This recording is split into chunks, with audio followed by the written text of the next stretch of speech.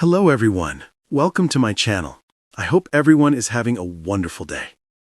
The studio lights dimmed for the final time that Friday afternoon, but the silence that followed felt heavier than any of the thousands of shows Ruth and Eamonn had ever wrapped. The crew lingered, hovering like specters, unsure whether to clap, cry, or simply disappear. Only two people knew the true weight of what had just happened, and even they weren't ready to face it. Ruth took a quiet breath, smoothing the sleeve of her pale blue dress, as though fixing it might steady her racing heart. Across the set, Eamonn stood with his hands in his pockets, staring at the empty chairs where they had shared conversations, laughter, and arguments for more than a decade.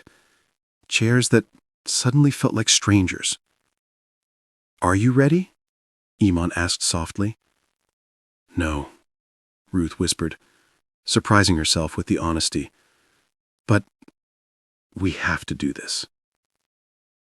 For weeks they had rehearsed what they would say, how they would explain the decision that had ripped through both their lives like an unexpected storm. They had practiced staying calm, measured, reassuring. But now, alone, on the stage that had been their second home, neither could pretend. The truth was simple, but devastating. They were stepping away, together. Not just from the show, but from the life they had built in front of millions of eyes. It hadn't been a scandal. It hadn't been a fight. It was something quieter, heavier. Life whispering that it was time for a shift.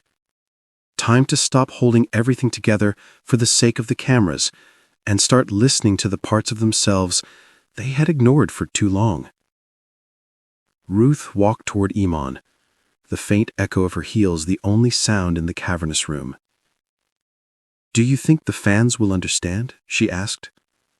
"I hope so," he replied, placing a hand gently over hers. "But even if they don't, we have to understand each other. That's what matters." He said it with a loving certainty that nearly undid her. Just then, their producer poked her head through the doors. "They're ready for you," she said, eye shining with sympathy. "Whenever you're ready." They nodded and followed her to the corridor, where framed photos of their happiest on-air moments lined the walls, smiling faces frozen in time. Ruth paused in front of one, the two of them laughing so hard during a pancake flipping competition that Eamonn had nearly fallen off his chair. "We did have fun, didn't we?"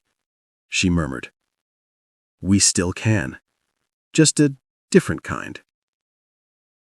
When they walked into the press room, dozens of reporters and photographers fell silent.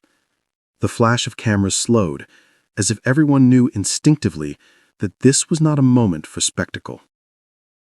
Ruth spoke first, her voice steady but threaded with emotion.